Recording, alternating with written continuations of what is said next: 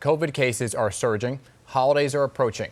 Experts fear the deadly virus has dangerously mutated. So right now, I am joined live by U.S. Surgeon General Dr. Jerome Adams to answer so many questions this morning. So Dr. Adams, thank you for being here on such an important morning. Incredibly important morning, a lot of news over the weekend. But one very important thing I just want to start with is that if you've recovered from COVID, and over 15 million people have, you have a powerful weapon inside your body, your antibodies that you can donate by donating COVID convalescent plasma. So I want people to go to thefightithinus.org, find out more if you're one of the millions of people who've recovered, because we are not helpless. This virus is challenging, it's attacking us. But we are not helpless in our fight against it, and you can be a hero to someone this holiday season. And we know that plasma is very important, and I want to get to that in just a second. I want to begin right now, though, with this news out of the UK and a new mutation of coronavirus. What do we know about it this morning? Is it more deadly? Is it more contagious? Important for people to know that SARS-CoV-2, the virus which causes COVID-19, has mutated dozens of times already this year. Viruses mutate. That's what they do. It doesn't mean that it is more deadly. And so far, this strain does not appear to be more deadly. We're looking to see if it's more contagious. But here's the thing. If it does turn out to be more contagious, that just further underscores what we've been telling people all along.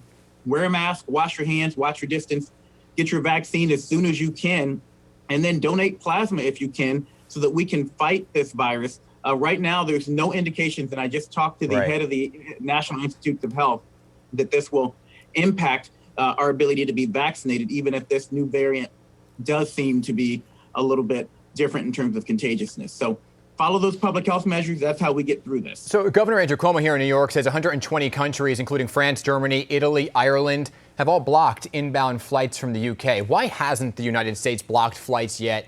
And are there plans to ban travel as you learn more about this? Well, we have a COVID task force meeting today at the White House, and we'll be discussing this. But again, as I mentioned, I just talked to the head of the National Institutes of Health. One of the things that Governor Cuomo often says, and that I completely agree with, is we need to follow the science. So let's follow the science and wait and see what the experts tell us we should be doing instead of overreacting. And while we're doing that, let's take the measures that we know will keep us safe right now. The 3 W's: wear a mask, wash your hands, watch your distance, keep those holiday gatherings small, get vaccinated when you can, because I got vaccinated on Friday. I'm walking the talk, and donate your plasma if you've recovered. Yeah, I mean, Boris Johnson over in the UK said that the new strain is 70% more contagious, but I guess we'll wait and see what comes out of that meeting today that you were referring to. You're talking a lot about the vaccines, and I want to focus now on both Pfizer and Moderna. They're both in play. You yourself were vaccinated, like you said. So I have to ask you how you're feeling. Did you feel any side effects? I actually got a little bit of a sore arm for a day or two, but that's normal. That happened after my flu shot also. Some people can get a little headache or fever. I want people to understand that's normal if that happens after you get your vaccine. That's your body reacting to the vaccine and building antibodies the way it's supposed to. But I didn't have any of those. I feel fine, Mom, in case you're watching. I feel fine. I feel great. The sore arm has gone away. And I did it to protect you. Right. I got vaccinated to protect myself, but we also do it to protect those around us who we love. Yeah, of course, moms are always worrying, right? There was this new study that came out from the Kaiser Family Foundation that said Republican, rural, and Black Americans are among the most hesitant to receive the vaccine. I've spoken to the FDA and the CDC here on PIX11 Morning News about resistance to the vaccine. So wouldn't it be a positive reinforcement if President Trump were to go on camera and get the vaccine? Is he slated to receive it? Well, important for people to know that the president not only recently had COVID, but here's the key. He was treated with a monoclonal antibody, and it is recommended that you wait several weeks after being treated with a monoclonal antibody before you get vaccinated. So I talked to the president's doctors, and they are working with him, just as I tell any person out there, talk to your doctor. But there's a medical reason why he hasn't gotten vaccinated yet. But you mentioned rural, you mentioned African-American, you mentioned conservative. Well, the vice president got vaccinated alongside me. So there's your conservative, there's your rural. He's from Indiana. As an African-American, I got vaccinated. We're walking the talk. We want people to know that as leaders, we feel this is safe, and we want you to get the facts. There's nothing wrong with asking questions. We got to stop shaming people for asking questions. But there is something wrong if you let misinformation cause you to make a choice that's bad for your health. So get the facts, talk to your health care provider, and I hope you'll get vaccinated just like I did. Two more questions for you, because we've looked at how coronavirus has specifically targeted and affected Black and brown communities more so. So when you look at the vaccine, right, and many in that population are saying, I'm going to wait and see. In fact, 39% said they would wait to see how others were doing with the vaccine before getting it themselves. How are you reaching out to Black and brown communities and saying, you know what, the vaccine is safe?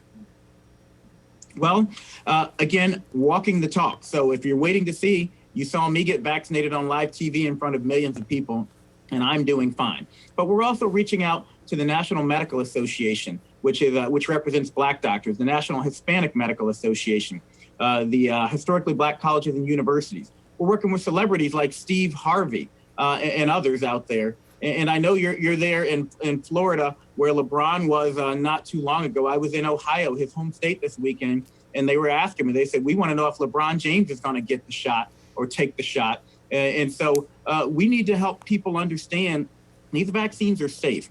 We have more information on them than we've had for most any other vaccine in history, 30 to 60,000 people in these trials compared to 5,000 to 6,000 people. And again, I'm a doctor, I'm a scientist, I'm African-American, and I got this vaccine to protect myself and my family and my community. Interested in LeBron getting the shot. We are here in New York City, so I want to ask you right now, because there are take the shot, LeBron, take the shot. Yeah, but here in New York, I want to talk about this push that you are urging people. You mentioned it at the top of this interview, and I want to end on it right and bookend it here, about the importance of donating plasma for COVID-19 survivors. For those at home who are saying, well, how does plasma work, and why is it so important that survivors start donating? Well, plasma works because when you are exposed to a virus, your body builds up antibodies to it. And if you have survived your struggle with COVID, and 15 million people have, then you have something powerful inside you, these virus-fighting antibodies that are your secret weapon.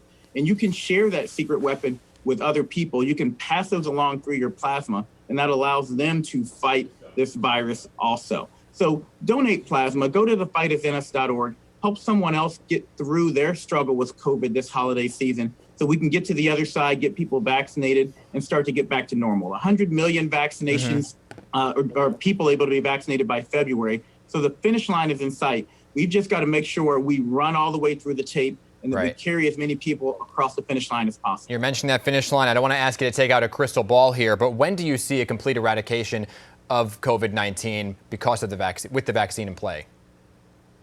Well, it's hard to say, but again, 100 million by February. If we stay on those projections, we could have every adult in America who wants a vaccine vaccinated before June of this year. And then beyond that, we'll start vaccinating more and more people in the younger populations, pregnant populations, as we get more data. So I really do expect that by summer of this year, if we have good cooperation from the American people, and if we stay on this timeline, we could have a normal summer again, and certainly a normal fall, football, Thanksgiving, Christmas next year. But we all have to do our part. Go to thefightithinus.org. Do your part by donating plasma. Do your part by getting vaccinated. Wear a mask, wash your hands, and watch your distance. Dr. Jerome Adams, Surgeon General, appreciate you making the time for us here in New York. Stay safe to you. Thank you, New York. Take care.